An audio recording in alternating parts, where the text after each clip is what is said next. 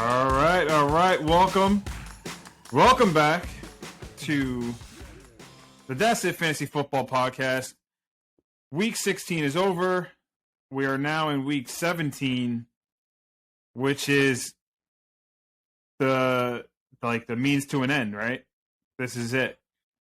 The final chapter of the season. And we're down to 2 last matchups. 4 people participating in this weekend's festivities. And that's where we're headed right now. Yeah. Yes, sir. Yes, sir. 3 people here, 1 involved. Yeah. I mean, yeah, it's been something. I don't know. I almost got everything I wanted for Christmas. Almost. I mean, we got nice vacations, I guess. But yeah, I guess. Somebody else is still doing some work here. So. Alrighty. Man, where do we go from here? I guess we can talk about who moved on, who did not. I'll talk about which one of us predicted that correctly. I do have that. We could at least go over that. Yeah, let's hear it. Yeah, so, all right, on the winner's side, Papo beat Mike, 174.9 to 129.6. On the back of Tyler Higbee. Yeah, that is what, pardon my camera for a second. That's what Jake and I both picked. No, I picked Papo. I'm sorry. Apologies. That's what Jose and I both picked. Yeah. Yes. That's right. Jose and I both picked. Yeah. We have Adam beating Charles 129.7 to 111.8. That is what Jake picked, and only Jake. Not too shabby. And on the other side, we have Ronnie defeating B-Rich 124.4 to 117. All of us predicted that correctly. And then last but not least, AJ beat Jake 97.7 to 88.7 in a barn burner that went down to the last minute, to the last game. And guess what? None of us predicted that result. So. We tried to manifest it collectively. And I tell you, it's not just like the 3 of us picked it. There was 11 guys who picked it. So,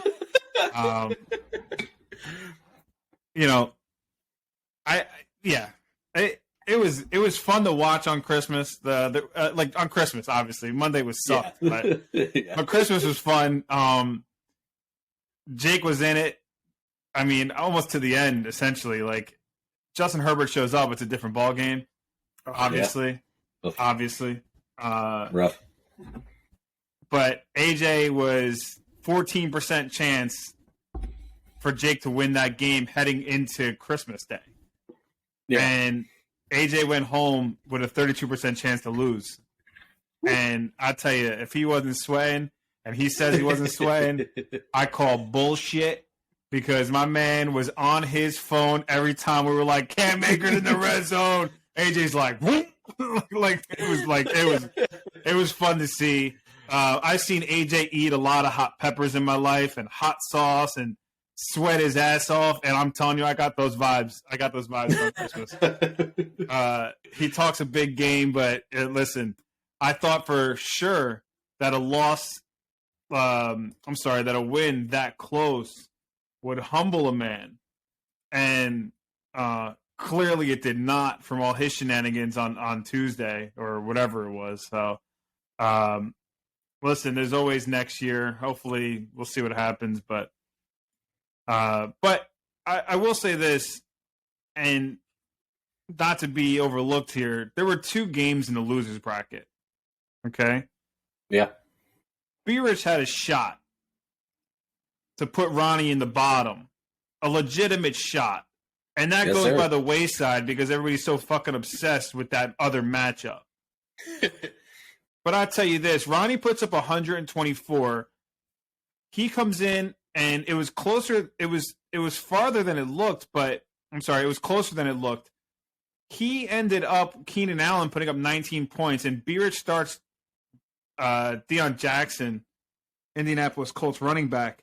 Did you hear anything about what happened with that running back before the game? Has anyone heard that story? No. That he Wow. got into a screaming match with the coaches before the game about playing time, and therefore he only got 8 snaps and 3.5 points. So, Bierich, like, let me tell you something, my friend. Your team ain't looking too great either. So, as AJ's team was second to worst, yours was the worst. So, we'll see how it goes. But yeah, I just wanted to let you know, not let him, just kind of skate by that he's kind of moving on to the That Shit finals. Yes, sir. Yes, sir. On that note, let's preview the matchup here. B Rich is playing Jake. Looks like it's pretty close in projections, less than 2 separating them. Jose, what do you think about this first matchup? I think Bierich is going to lose. I just sorry. I do want to just double check something here. That in the scheduling here, Bierich played Jake. Jake beat him. Let's see, 91-88 in week number 6. I don't know who that's helping, but he did have Jalen Hurts in that game. Okay, and he had already traded away. I know he had Jalen Hurts in that game, and so meaning here where he had traded away Justin Jefferson.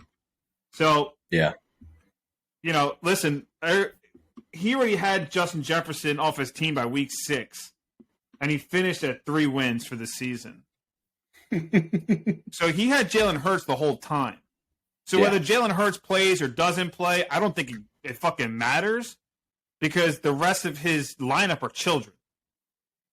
Ooh. So I'd be fucking scared. He's been fucking quiet as a mouse since the draft, and Russell Wilson, like, he's been just quiet. So I think he knows what he's up against.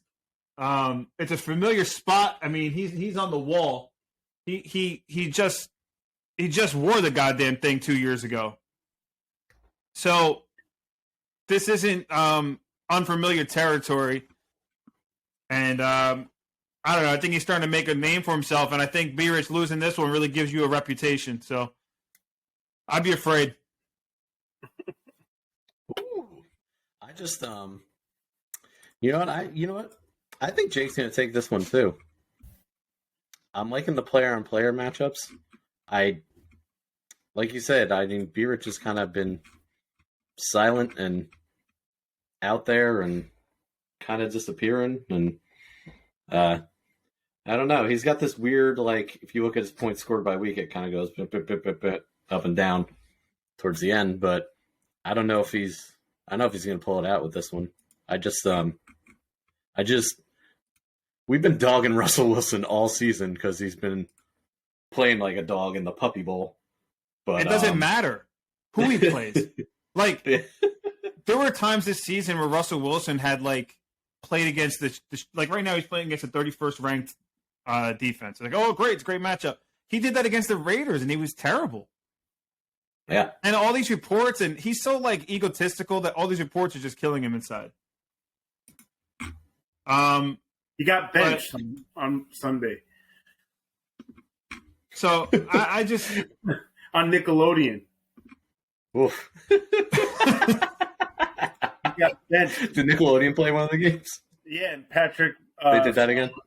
Patrick Starr was like talking about Russell Wilson and his struggles, and then he throws the interception. So he got fucking embarrassed by SpongeBob's best friend live on air. It's just fun. You got to wish wash. I just think it's possible. Listen, at the end of the day, it's a coin flip, but obviously, I'd want my brother to win the matchup. So,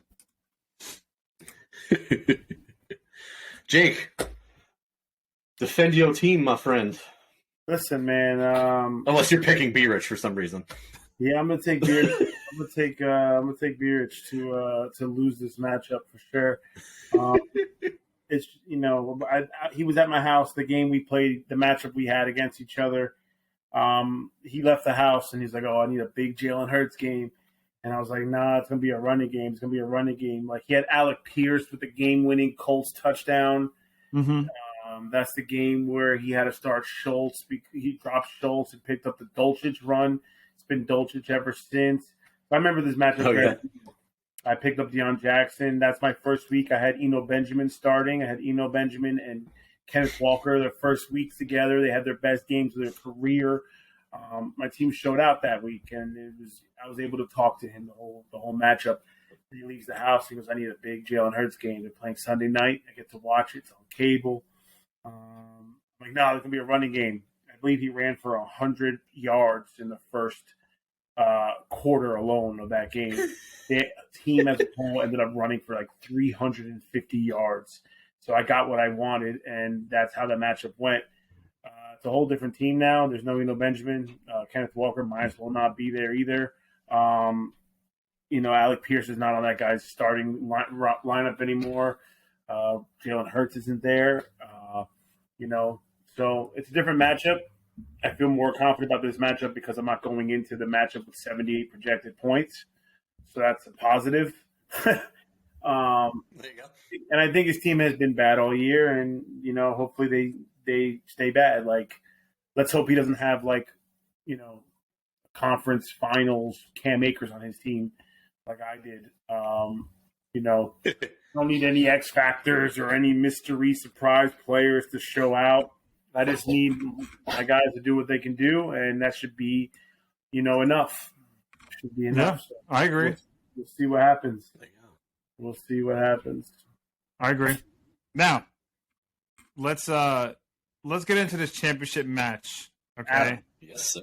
Because contrary to what people think in this chat, in this group, in this league, it's 2 through 11 are also winners, and that couldn't be farther from the truth. There is only one winner.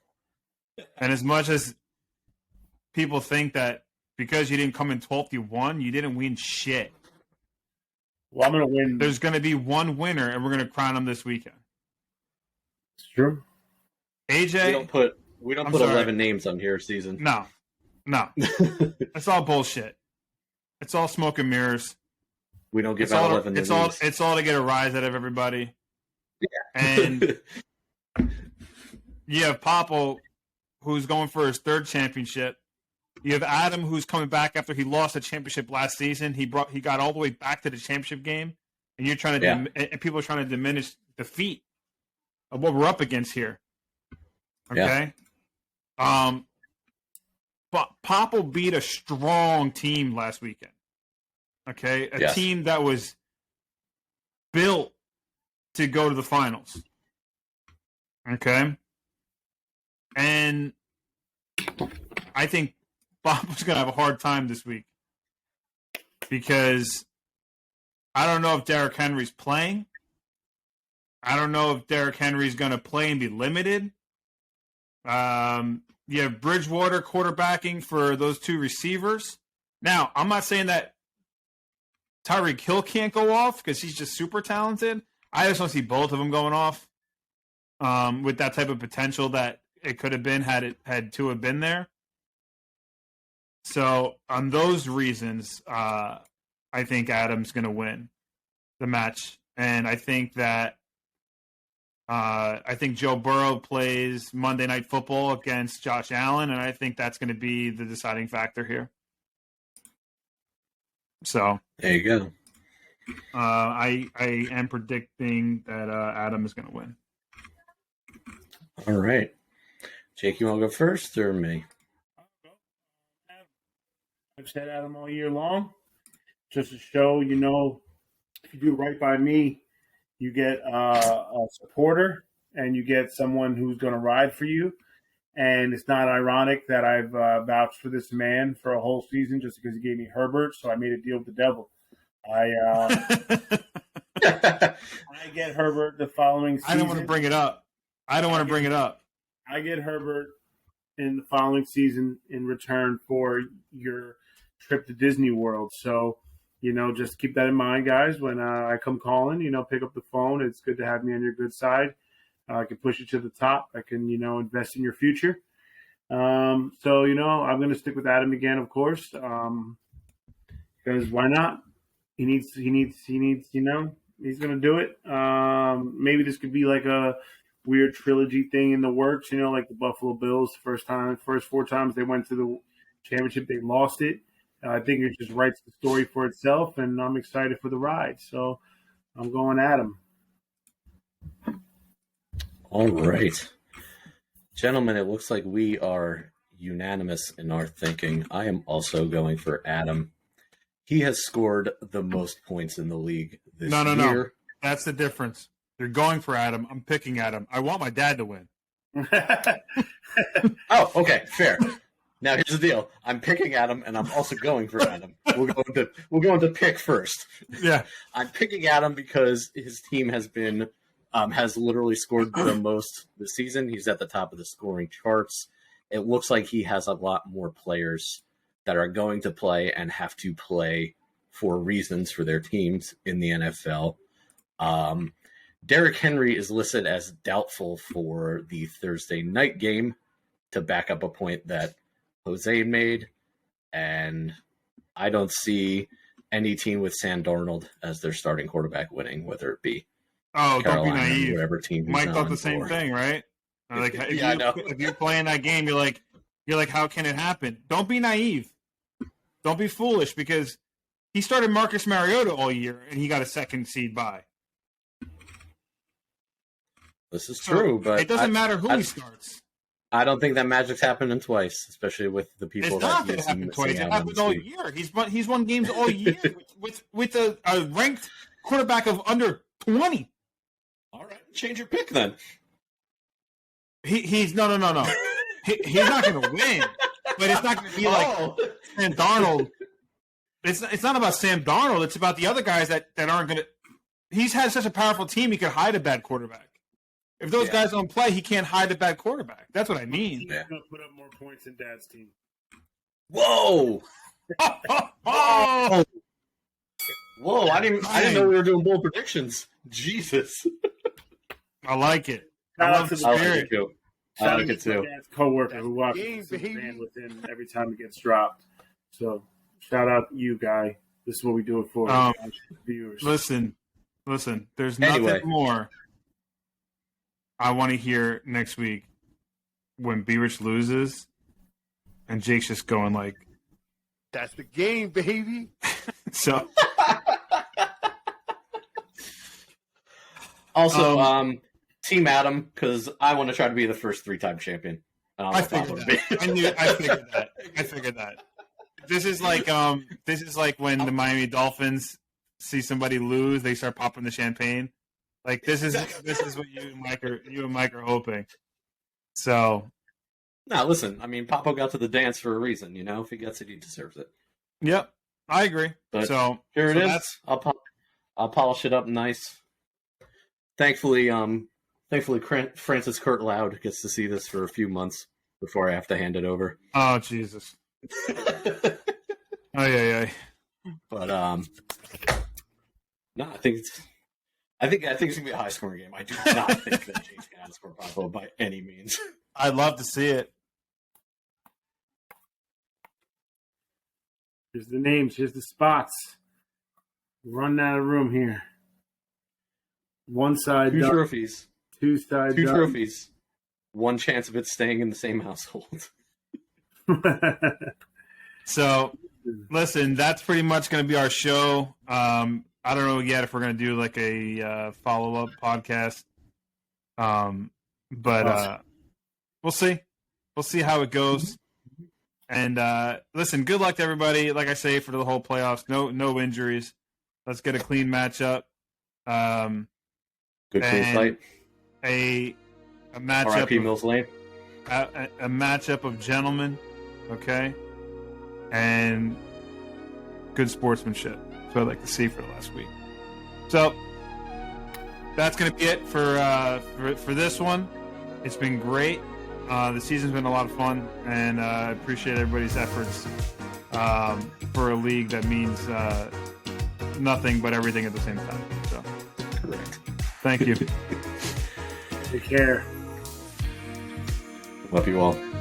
2022, 2023, let's go!